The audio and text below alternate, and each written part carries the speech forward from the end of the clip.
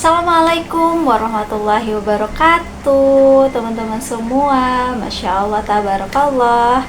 Ya, alhamdulillah, kali ini aku bikin video, dan ini video pertama aku di YouTube ini gitu ya.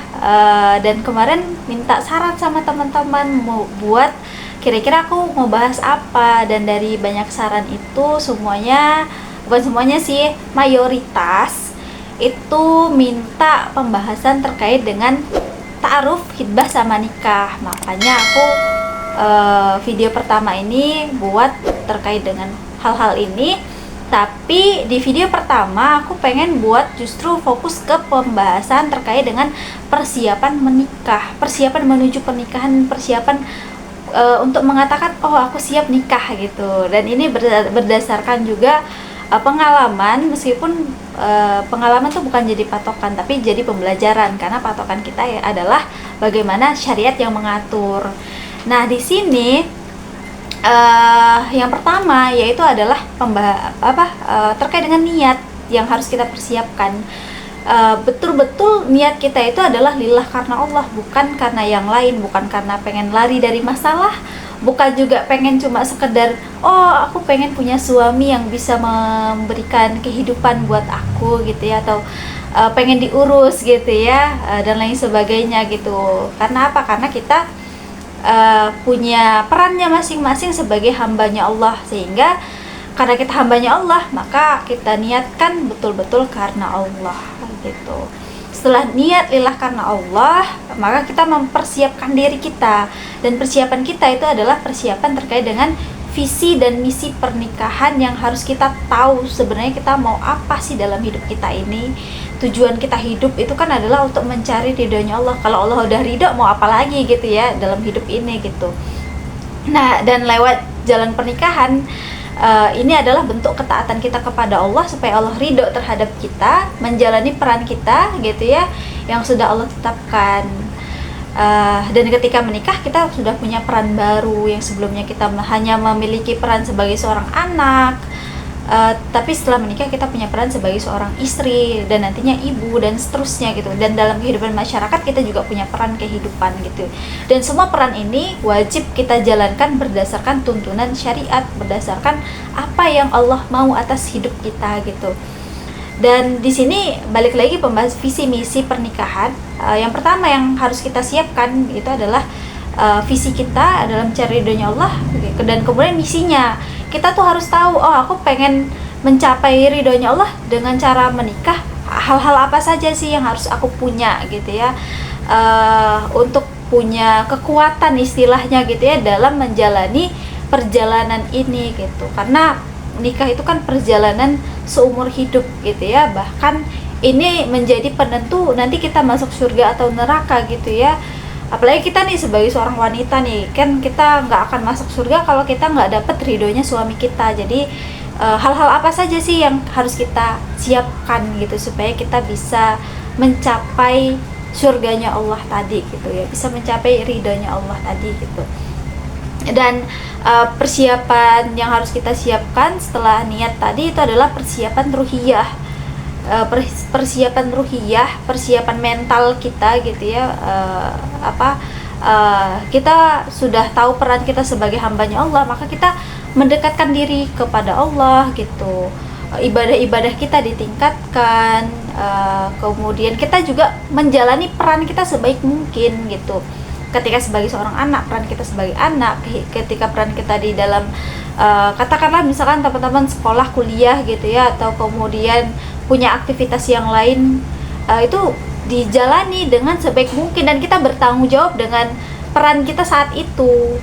Ketika kita sudah bertanggung jawab dengan peran-peran kita itu, dan pada saat akhirnya kita menikah, punya peran baru, kita juga punya tanggung jawab baru gitu untuk menjalani semuanya. Jadi kalau sebelumnya aja kita nggak bertanggung jawab sama diri kita, bangun kita masih kesiangan gitu ya, artinya kan kita masih menzolimi diri kita belum punya persiapan gitu ya, kita belum bisa mengatur diri kita sendiri gitu ya, artinya kita belum amanah nih sama Allah atas diri kita sendiri. Lah kita ngatur hidup kita sendiri aja kita belum siap gitu ya, bagaimana kemudian nanti mengatur ketika di dalam rumah tangga gitu. Maka persiapan itu menjadi sangat penting. Nah, setelah persiapan ruhiyah, yang selanjutnya itu adalah persiapan ilmu. Nah, ilmu ini terkait dengan apa? Ilmu fikih, ilmu adab di dalam rumah tangga gitu, itu juga harus kita persiapkan. Ilmu-ilmu tentang rumah tangga lah gitu ya, fikih-fikih terkait dengan wanita, terkait dengan istri gitu ya, hak dan kewajiban sebagai seorang istri itu apa saja gitu. Dan teman-teman, aku bikin ebook gitu ya terkait dengan hak dan kewajiban istri dan hak kewajiban suami. Itu nanti ada ebooknya, teman-teman bisa lihat di deskripsinya dan teman-teman bisa download gitu ya, itu baca sendiri aja gitu ya, terkait dengan hak dan kewajiban. Ini sebagai bentuk ikhtiar kita sebelum menikah gitu ya, ikhtiar kita mempersiapkan diri dalam pernikahan. Kemudian persiapan selanjutnya itu adalah persiapan mental dan emosional. Ternyata di kalangan Gen Z hari ini khususnya itu banyak yang punya problem mental. Nah, sebelum nikah tolong selesaikan dulu ya masalah-masalah ini, masalah-masalah luka pengasuhan, masalah-masalah konflik-konflik kalian dengan teman-teman kalian, konflik-konflik kalian dengan keluarga kalian atau dengan siapapun, segera selesaikan.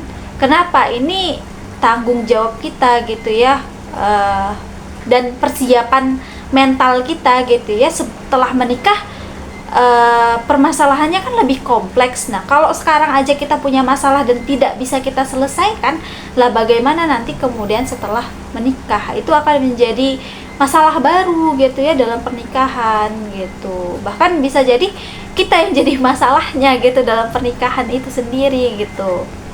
Nah, makanya itu teman-teman yang mungkin lagi ada masalah, punya problem mental, punya atau punya emosional yang belum stabil, ini bahaya banget gitu ya. Karena kalau kitanya belum stabil emosionalnya gitu ya, masih suka tantrum, masih suka meledak-ledak gitu ya, belum bisa menjadi wanita yang tenang, nah itu nanti jadi masalah gitu. Apalagi kita akan menghadapi orang yang punya karakter berbeda. Perempuan dan laki-laki itu punya karakter yang berbeda gitu. Dan ini mungkin teman-teman jadi rekomendasi juga, misal kayak belajar terkait tentang laki-laki dan perempuan dari Dr. Aisyah Dahlan. Itu yang dulu jadi referensi aku banget dalam persiapan menikah gitu ya, untuk mengenal ini semua. Jadi ini salah satu ilmunya gitu.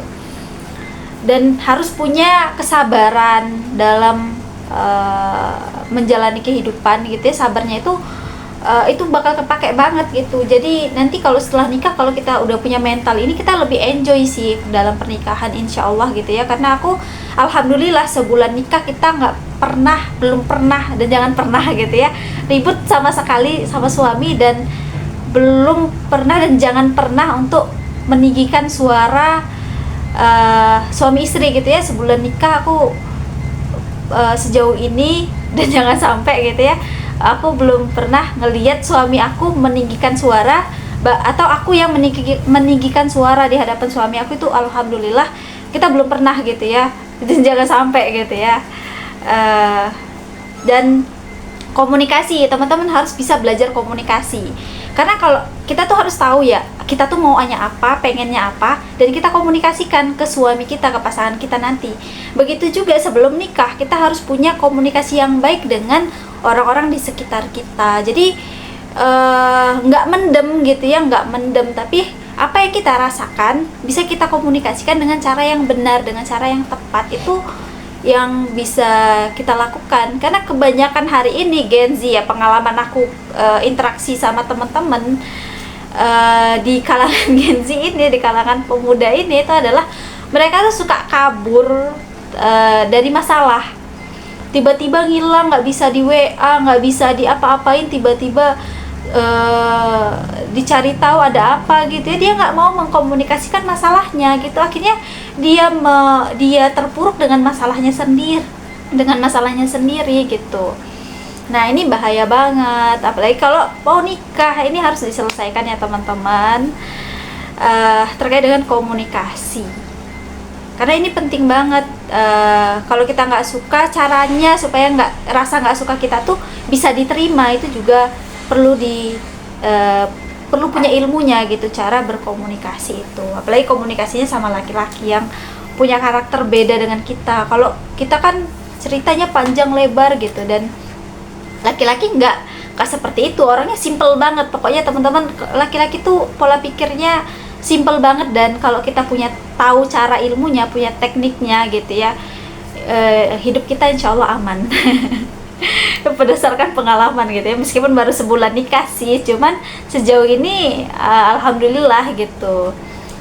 Termasuk juga mengkomunikasikan nanti ilmu tentang ta'aruf nikah dan hitbahnya nanti ya, ini baru opening banget gitu ya, jadi nantikan di video-video berikutnya. Kemudian setelah mental dan emosional kita sudah siap gitu ya, kita juga perlu punya komunikasi restu terhadap orang tua. Kita mau punya suami seperti apa, kita mau punya pernikahan seperti apa dan bagaimana, itu harus sudah clear dari sebelum si laki-lakinya datang gitu ya, si calon suami kita itu datang gitu ya. Supaya apa?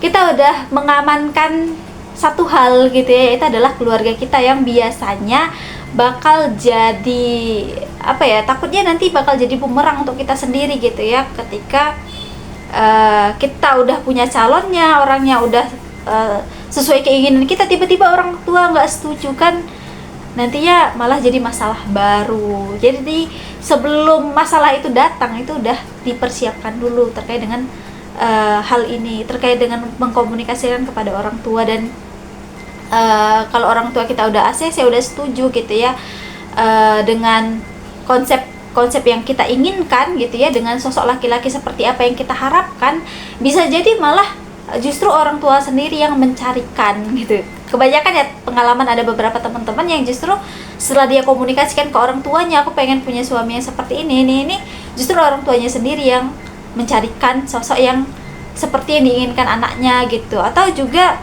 kalau nggak sejalan, orang tua tuh udah mulai kebayang, oh anak aku nih punya suaminya seperti ini. Ketika nanti ada orang-orang yang tidak ideal untuk kita, justru orang tua kita sendiri yang menjadi pelindung buat kita gitu. Nah, jadi teman-teman harus dari sekarang gitu ya mengkomunikasikan kepada orang tua. Kemudian dari persiapan ini semua yang harus kita siapkan, bahwa semuanya ini adalah dalam rangka mendekatkan diri kepada Allah. Dan sebelum itu semua, jauh daripada ini semua, kita tuh harus bahagia dulu dengan diri kita sendiri.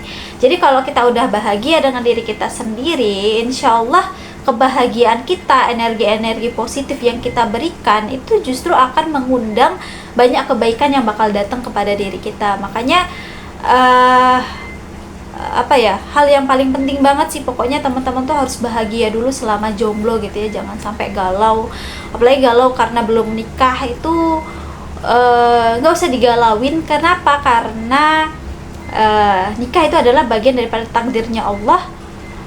Maka fokus kita itu adalah ke persiapannya kita, sehingga kita percaya diri gitu, bahwa ibaratnya ya, kalau dulu tuh dibilangnya gini, orang yang rugi karena nggak dapetin kita gitu. Kenapa? Karena kita udah punya ilmunya, kita udah siap gitu ya, kita akan menjadi istri yang ideal gitu ya, meskipun nggak akan sempurna, tetapi setidaknya mendekati ideal sesuai dengan syariat gitu. Itu kita udah punya ilmunya, dan kita udah mempersiapkan diri itu, sehingga kita dengan percaya diri ketika kita belum menemukan sosok laki-laki itu ya, kita belum menemukan orang yang beruntung mendapatkan kita ya. Beda banget ya. Ya nggak apa-apa sih, ya, harus percaya diri gitu ya dengan diri kita sendiri. Mungkin itu dulu ya teman-teman video pertama hari ini gitu ya. Insyaallah besok-besok akan ada video berikutnya. Jangan lupa kalau teman-teman mendapatkan manfaat dari video ini untuk like, komen, dan subscribe gitu ya, dan share ke teman-teman yang lainnya supaya bisa mengambil manfaat dari pengalaman ini. Dan terima kasih atas supportnya. Kami akhiri, wassalamualaikum warahmatullahi wabarakatuh. Dadah.